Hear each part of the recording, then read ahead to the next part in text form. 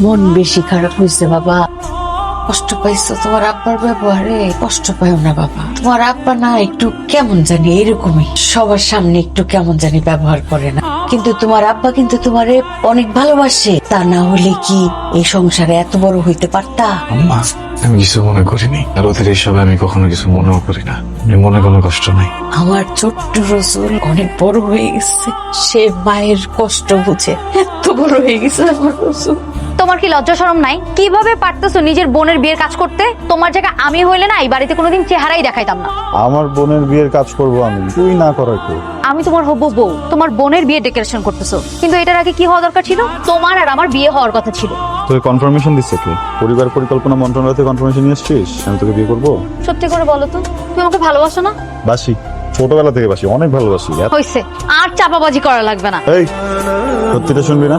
অনেক সত্যি শুনছি, আর শোনার দরকার নাই।